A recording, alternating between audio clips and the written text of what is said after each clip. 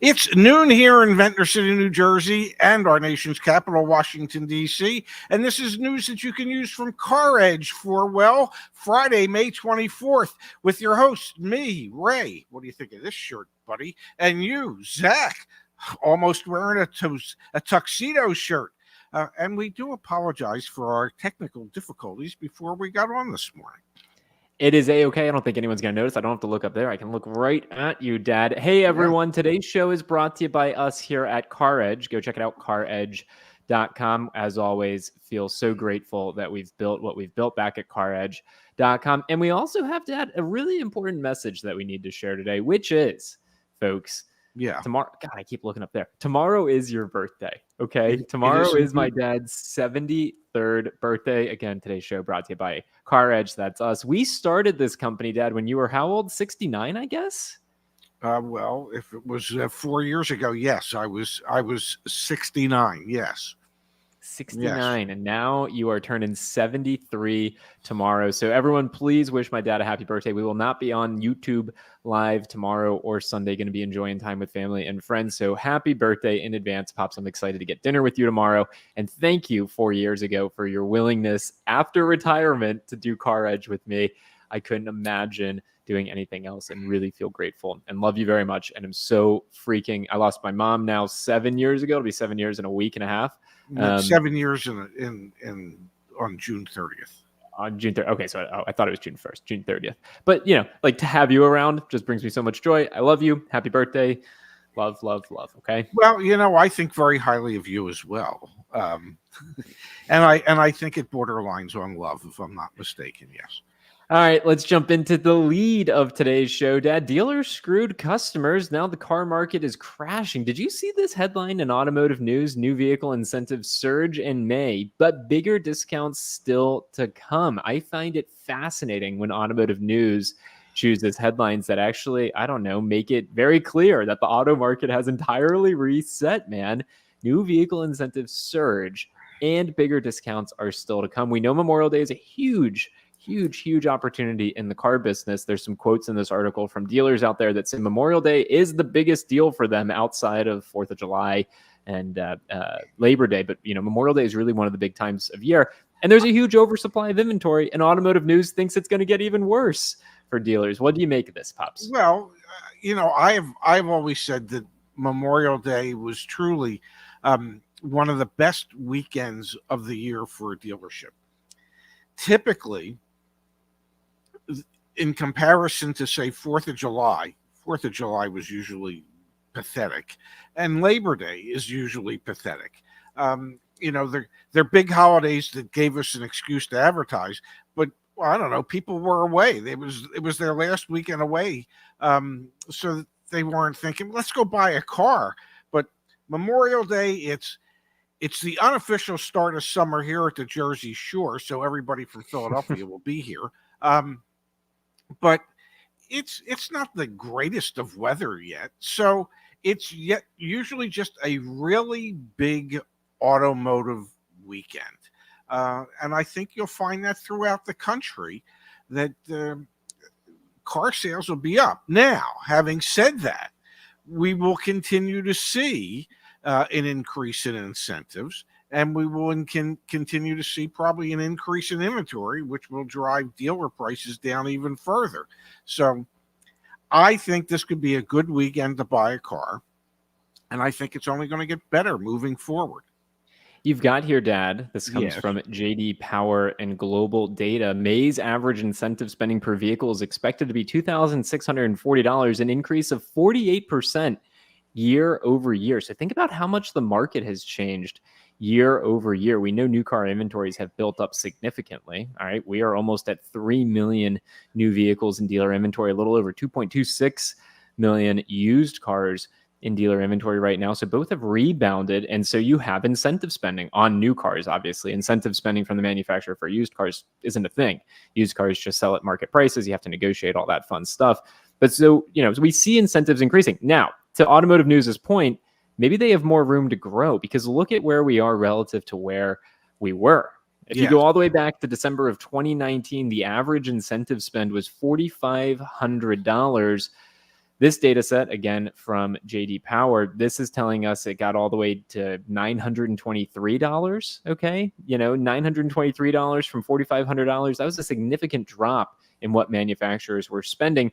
And it's come back up quite nicely. We're back up to 2640 with room to grow. And we know, we've seen it already, the incentives around Memorial Day are non-trivial from the OEMs because they see what's happening. And this comes on the heels of the OEMs bringing stair-step programs back, literally paying dealers to take inventory. Like, the desperation is in the air and the market has entirely reset.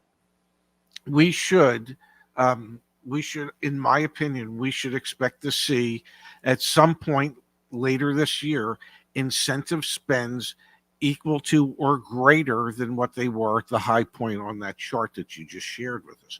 And the reason I say that is at a certain point, they have to bring more buyers back into the market.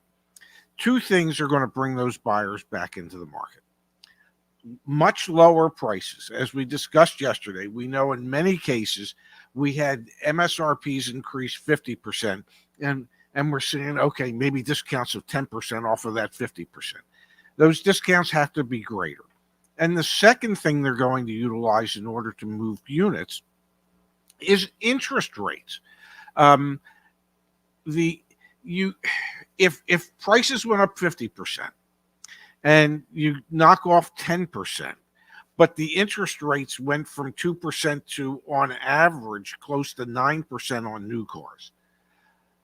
Well, that 10% discount off that 50% increase doesn't do anything as far as making the payment affordable for people. The car is still too expensive payment-wise. And what we have to realize is that 84% of all the buyers out there are payment buyers.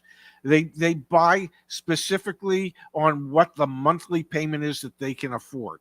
So you're going to have to lower prices more than what we've seen. And you're going to have to do that by increasing your incentive spend dramatically. And two, you're going to have to offer subvented interest rates, 0.9, 1.9, 2.9%, so that with those discounts and the subvented interest rates, you can then get to a monthly payment where somebody will go, yeah, I can handle that. That's affordable. And so I think that's what it's going to take in order to, and I think that's what we're going to see moving forward throughout the remainder of this year.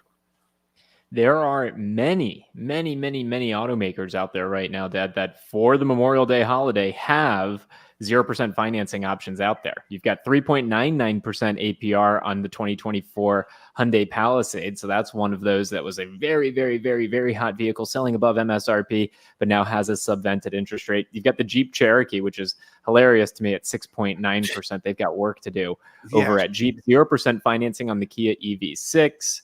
You have Mazda, 0% financing for 36 months on the CX-50, CX-30, CX-5, and CX-90. Just Google search, folks, Memorial Day space CarEdge, and we've got plenty of guides that capture and memorialize this information. I just want to call out that there is a huge opportunity, Dad. You mentioned that automakers need to increase incentives and they need to lower prices. There's a huge opportunity for automakers to be able to liquidate inventory, new vehicle inventory, to fleet sales. Okay. And that's a story that we've touched on at times in the past. And I just want to read some more from JD Power for a moment here.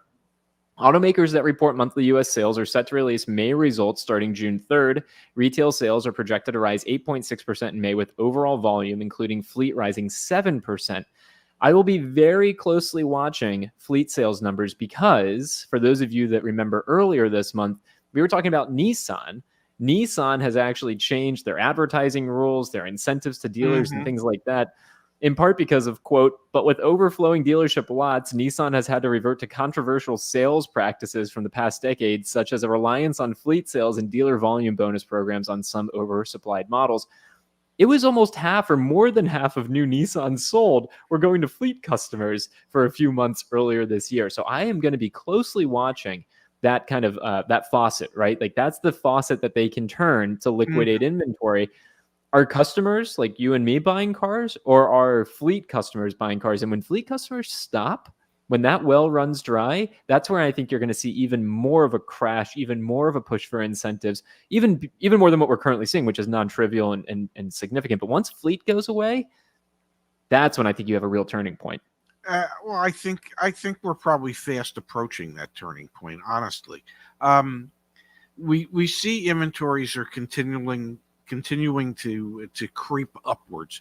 The beginning of the month, they were saying we were at 2.84 million new cars either on dealer lots or in transit for this month. That's still 700,000 units below what the average used to be. But it is, pre-pandemic, but it is almost 2 million units more. I'm going to sneeze. Or not. It's almost 2 million more than what the low point was a couple of years ago. And the cost of carrying the 2.84 million vehicles that are inventory today is definitely more expensive than when dealers were carrying 3.5 million cars a month, because interest rates for floor plan 3 years ago, 4 years ago, 1.5%, 2%. Today, they're like 6.5%, 7%.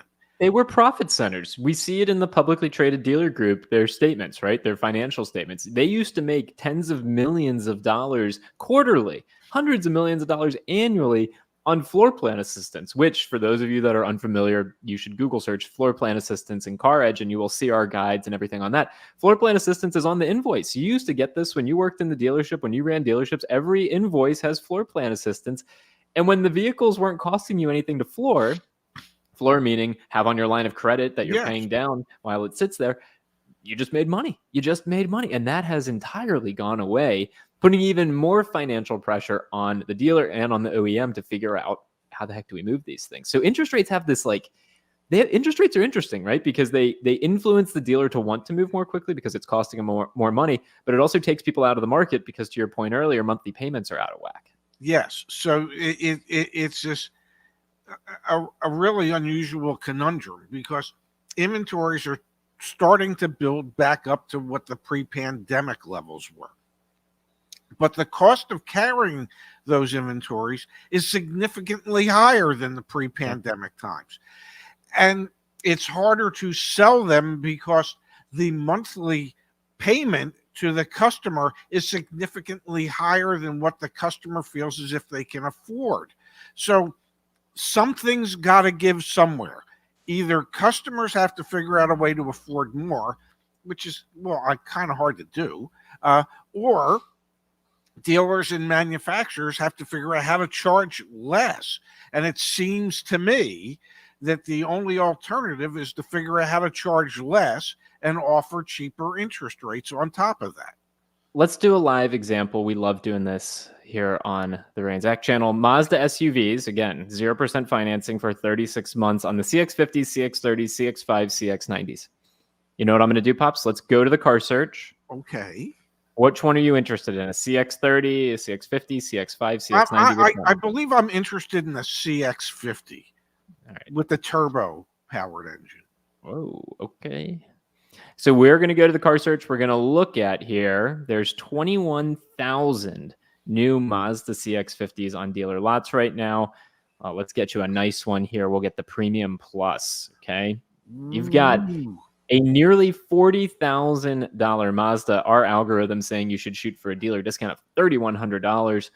Dad, let's go down to the monthly payment calculator. And on our way down there, we can see there's a 106 days supply, which is an oversupply of this vehicle. That's the reason there's incentives against it.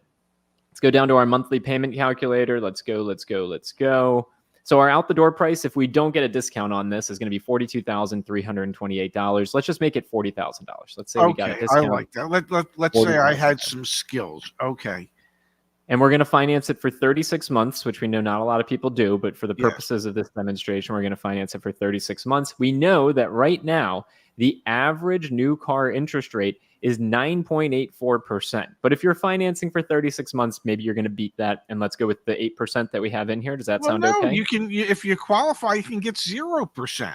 This is what I want to demonstrate is Uh, how much the manufacturer is actually incentivizing here. So okay, let's leave go it at ahead. 8% because that's what people who, if this incentive wasn't going on right now, that's what they would be paying. Your monthly payment is $1,253. Okay.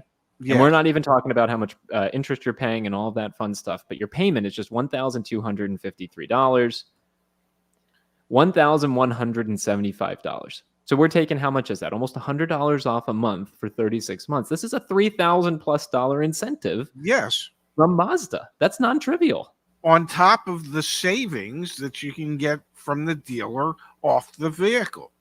So between the two, you're looking at around $6,000 in savings in order to encourage you to buy the car.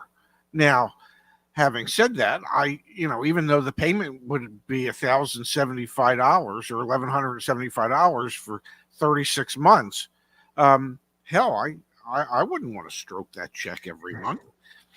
I'm right there with you, but I want to go back to I might stroke if I stroke that check every month. You might have a stroke, man, but I don't want that. Saw mom have that. Do not ever want to see another parent have a stroke. That is so freaking traumatic. New vehicle incentive surge in May, but bigger discounts still to come. So let that sink in. The industry publication Automotive News is literally saying, and we just demonstrated, Mazda's giving you $3,000 plus to go buy a CX-50 right now, which was a very hot car, but it's now oversupplied. And Automotive News, the industry publication, is saying that is going to get even better, even sweeter. Obviously, we're trying to encourage people this weekend. It's a great opportunity to be out there. Dad, I want to pause for a moment here. We had an incredibly generous and thoughtful contribution come in from Rob Ashero. Rob, thank you. This is over the top and greatly appreciated. Thank you.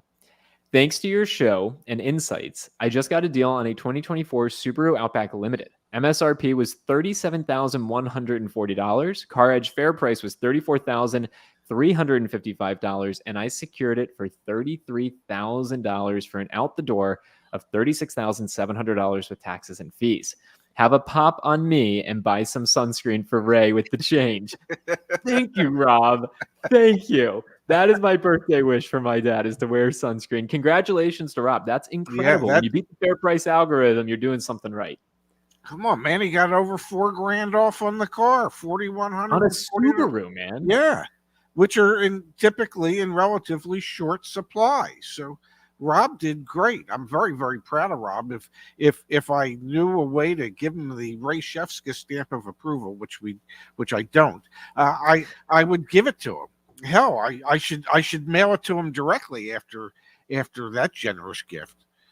Yeah, Rob, really, really, really appreciate it. And we also, I should mention, on Fridays, we have now one CarEdge customer joins our entire team, and we have them sit with us, and we talk to them about their experience working with CarEdge. I didn't mention this to you yet, Dad, but I want to send people that join us little gift baskets afterwards. As well, and I want included in that an autographed photo from you. We're going to start sending your John Hancock out. Yeah, exactly. Yeah, exactly. And I think the photo we're going to use is this angle. We're going to print out a photo from this angle. Yeah, no, we should. Yeah, that way they can look up my nose and it'd be perfect. Yeah.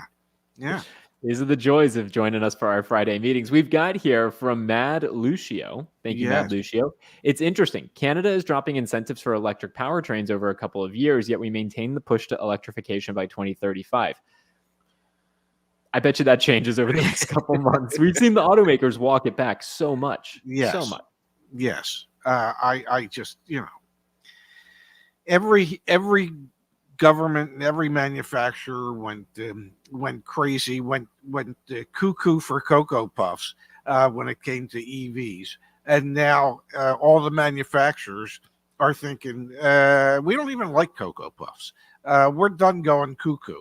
So they're walking it back, and some big brained analysis right here. The stuff just pops into my mind. I don't know where it comes from.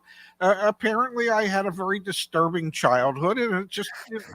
But anyway, I was going to say I believe there was an article in Automotive News this morning about jobs that were supposed to happen that aren't going to happen because I believe it was GM and Ford are both rethinking their EV battery manufacturing facilities that they were going to build in Michigan. The world is changing like that, ladies and gentlemen, when it comes to the investment and infrastructure into EVs. And, as fast as everybody was jumping onto that train, there's seems to be almost equally as fast the manufacturers now hitting the emergency brake on that train and trying to slow the damn thing down. Yeah, definitely. It shows up in the data, shows up in the headlines. It's very clear. We've got from a Pringles can with veins. Thank you. Although can't keep that avatar up. Happy birthday. Love the channel. Thank you. That's very, very kind of you. We appreciate it. We've got from Jide. Thank you, Jide. Will dealerships still be around? Look at Tesla. Yes, dealerships are still going to be around. That is our estimation. They are one of the largest, most powerful lobbying groups, and the OEMs, quite frankly, like working with them, even if it's not the most harmonious matrimony. Even when the manufacturers suggest, we've got to find a better way, more digitalized platform to make it easier.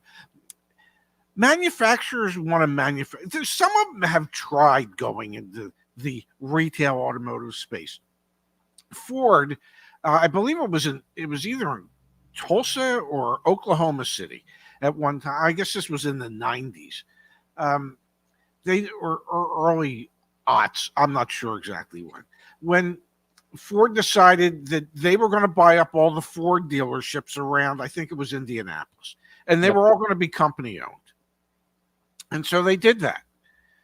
And I believe within a year and a half or 2 years, they sold every one of those dealerships back to private individuals because Ford found out they didn't want to be in the retail business. Most manufacturers are not good at retail. They're good at wholesale. Okay. They know how to build the car and ship it to their dealer body and get paid for it.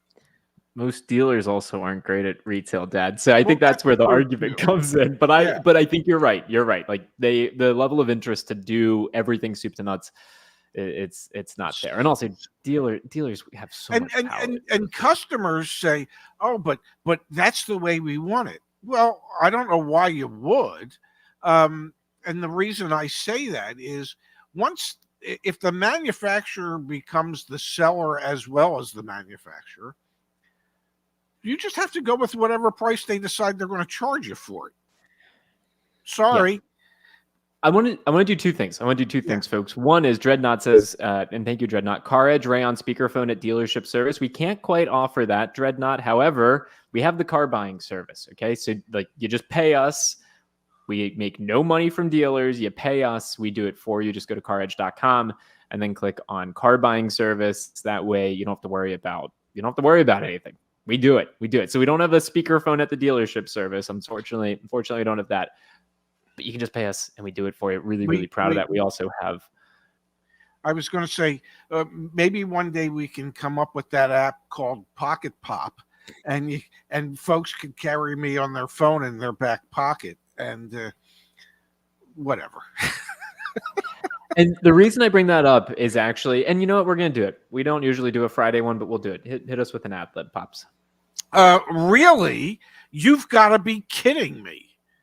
This was posted on the CarEdge community forum, caredge.com/community, just a couple hours ago. The MSRP isn't the MSRP. So here's a new one. Yeah. This is from a Ford dealer. Customer says, thanks, not interested in blue and the chrome. And to be completely honest, not interested in dealing with dealers that list the pre-factory discount price as MSRP to present a falsely higher discount, dealer discount. The dealership replies back, my apologies. I thought you had been looking for a while, so you already knew about the window stickers. The MSRP of that truck is, in particular, is exactly $80,200. Discounts listed on the window sticker are based on location, and our location does not qualify for those discounts, so we cannot offer them. However, you will not find a better price on the same F-150 anywhere else in the region. To which the customer CarEdge community member replies, so you're telling me the MSRP listed of $76,300 on the window sticker is not the actual MSRP? Correct. It is based on your location, what rebates and incentives and discounts each individual customer qualifies for. Ha ha, that's the craziest lie I've ever been told. I truly hope you're just new and misinformed and not blatantly lying. Here is the window sticker of the vehicle. That's the window sticker. Yeah. Have you ever heard of this? Have I ever? And let's explain. The MSRP is the MSRP. So the dealership quoting the MSRP of $80,200 and then saying the Lariat discount and Power Boost hybrid discount of $3,900 combined is based on where you live is complete and utter BS. No, because it's on the window sticker. Now that doesn't mean that in some areas of the actually the MSRP is the same regardless. No, the MSRP is the same everywhere. Yes. There can be regionalized incentives above and beyond, but that has nothing to do with the MSRP.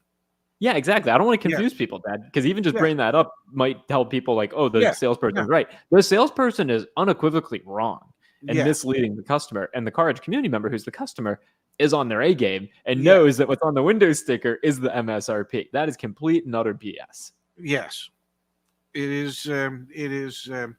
It is one of the joys of the car business in that, and you've heard me say this a zillion times, the car business attracts some of the most creative folks on the planet, and they can come up with things that nobody in their right mind would think of. Like, well, it's all based on location. On our driveway it's X, but once we put it in your driveway, then it becomes Y.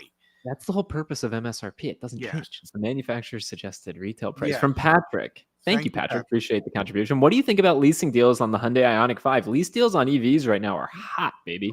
Are pretty hot. Strong. Dealer discounts are big. The money factors are good. Residual values are good. Like, I'd be hitting up your local dealer or getting with us and let us do it for you. But now's a good time to be in the market to buy an EV. And I was going to say, based on how rapidly EVs depreciate, the best thing to do if you want to drive one is indeed to lease it, so that you are not on the hook of that boat anchor as it continues to depreciate rapidly. You've got someone from the CarEdge community, Space, here. Really appreciate you being here, Space. Great insights from Space, which we appreciate. I want to pull up some comments from earlier in the show as well. We had from Edgar, saying, I work for CDJR and many salespeople are leaving. There's no money in sales anymore. Salespeople aren't even showing up late and leaving early. How long will a GM last after? And this comes on the heels of Dan letting us know that the Wall Street Journal just wrote an article about the glut of Stellantis, which is Chrysler, Dodge, Jeep, and Ram inventory. The mainstream media is starting to pick up on the inventory challenges that has been discussed on this channel for a while now. So it's super interesting to see, hear an anecdote from on the ground, and then obviously, hear that the big media publications are also seeing the same thing we're seeing, which is this is not sustainable. Sustainable. And I don't know why it's taken them so long to see what we've seen. I mean, because let's face it, it's not like I'm smarter than the average bear. I'm no flipping genius, but you can just see as inventories build up and day supply of cars continues to build up, and that shows there's an issue. And if the same brands have the same issues for, I don't know, 5, 6, 7, 8, 9, 10 months, that becomes a trend. And I guess after a year, the Wall Street Journal could write an article about it. More power to them. Dad, let's help out Swagtastic. Thank you, Swagtastic. What is a good price for a 2022 Jeep Grand Cherokee Summit V8? Do you all have powertrain warranty for these? Are they a suitable SUV? I'm going to walk everyone through my approach here to understand what a good price to pay for a 2022 Jeep Grand Cherokee Summit with the V8 engine is. I'm going to go to the CarEdge car search. Going to type in Jeep Grand Cherokee. Then I'm going to come down here and we're talking about the Summit. And then we are talking about on the engine. What was that? It was a V8. A V8, still a V8. V8. Oh my God, there's so many different V8s. I'm going to like save myself and not click on that right now. Instead, what I'm going to do is year. Give me a second here, Pops. We want 2022. Yes. 2022. Okay, we're down to 144 out there, Swagtastic. So not a ton. 144 out there. Just humor me for a moment. I'm going to click on, sure, this one. First thing I'm looking at once this loads, there you go, discount unlikely. So I was curious what our algorithm would say is the likely discount on one of these vehicles. But what I would do is I would take the VIN for this vehicle, and then I would go to sell, and I would try and sell this vehicle, pretend you're selling this vehicle, see what cash offers you get. That would be the first place that I would go. And then to the question of powertrain, let's go check that out really quick, Dad. Let's see. I'm going to copy over this VIN. If I go to warranty and protection on CarEdge.com, we have $100 off right now between now and the end of the month. Let's see. I think that vehicle said it had 32,000 miles on it, and we'll just put we're in Arizona. We used to be. We used to be. So this is not powertrain. This is like bumper to bumper type of, like as much as you can possibly get. For 72 months and up to 150,000 miles is $4,000. So gives you some perspective here. It's not cheap to cover, and I think that might speak a little bit to. That's because it's a Jeep. Yeah, exactly. A Jeep is not cheap to insure for vehicle breakdown protection. All right, there you go, Swagtastic. Hope that helps. From Lord Dragon the Red. Thank you. I'm the guy who Jeep Renegade. Yeah. I don't know what that means, but I love it. In 10 months since purchase, my wife's possession, 1.5 months. Dealer still has car. Texas lemon law apply with sunroof? I don't know. If like the sunroof leaks, maybe it does. I don't know. I think there's like a big potential lawsuit or like lemon law thing going on with Jeep right now. I don't know. I don't know either. What I do know is I have another show to do in 12 minutes. I know you do, but maybe Lord Dragon the Red, post on the community forum so that we can help you out there and maybe get a little more in depth, because I really don't know. Really don't know. Yes. Okay. You have a show in 12 minutes. Again, thank you, Dad, for doing this. It's your 73rd birthday tomorrow. Illusions Gaming keeping us on. How much off of MSRP on a Cadillac Lyric Sport 3 fully loaded you think I can get, not including the rebate? Let's do another quick look up. Go to the car search. My goodness, didn't we just help a gentleman get a Lyric? Yeah, that was Mead, the gentleman who joined us for our meeting today. He actually got a Cadillac Lyric. Shoot for 4% off, $3,100. There you go, Illusions Gaming. Glad to be able to help. Dad, share quickly your birthday wish, and then we'll do this all again on Monday. Well, my wish is I make it to tomorrow so that I can actually celebrate my birthday, and that I have many, many more, and that I can someday, don't know when, ladies and gentlemen, but someday bounce a grandchild off my. I knew that was coming. Why'd you ask? All right, folks. Well, hopefully you didn't mind this angle. I think you look snazzy. We both have great shirts. Dad, enjoy the electric show. Everyone tune in. CarEdge Electric Unplugged with Justice and Popson. Is Phil joining y'all today?